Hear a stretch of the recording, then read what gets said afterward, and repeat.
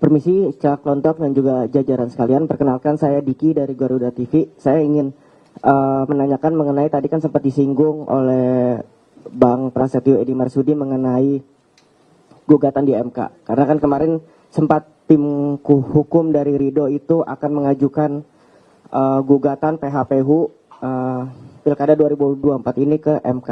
Nah, dari kubu tim hukum dari Mas Pram dan Bang Dul ini, bagaimana menyikapinya dan juga apa yang akan dipersiapkan oleh tim hukum, tim Mas Pram dan juga Bang Dul, karena di sisi lain juga dari pihak tim hukum Ridho mengklaim bahwa terdapat kecurangan-kecurangan yang terjadi dalam proses pilkada ini. Terima kasih. Terima kasih, Mas siapa? Diki. Diki. Oh, Diki Iya. Wahyudi ya. Terima kasih. Jadi gini, Mas. Kita juga harus menghargai juga. Kalau bicara masalah kecurangan, wadahnya ada tempat MK ya. Pertanyaannya tadi dia walk out juga kita hargai. Semua yang ada 01, 02, 03 itu teman semua. Tetapi kalau orang ingin berusaha mencari sesuatu yang tidak, perjuangan sayang Jakarta.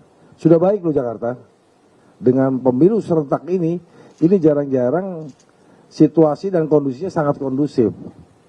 Yang kedua, masalah apa tadi? Gugatan MK. Bagaimana Gugatan MK persiapan kita siap dengan ketua tim pemenangannya adalah Pak Todung Mulya Lubis. Tim hukum kita Pak Todung Mulya Lubis, dan kita siapkan juga C1 kita komplit. Apa yang kita analisa sebelum ini putusan akhirnya sama, karena apa? Itulah C1 kita dari TPS ke TPS semuanya komplit, Pak. Jangan jadi payah kita semua ini ya. Terus dicari-cari salahnya.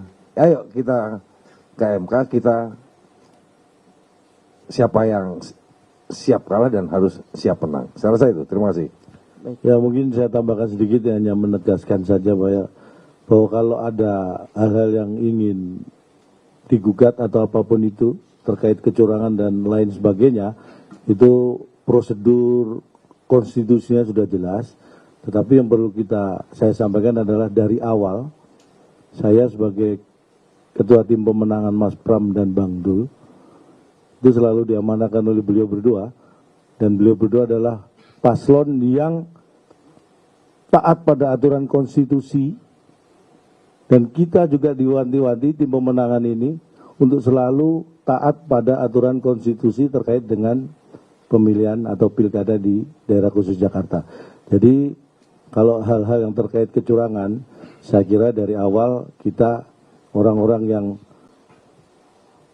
teguh pada konstitusi. Jadi insya Allah itu jauhlah dari kita ya. Terima kasih. Oke, cukup ya teman-teman semua. Kita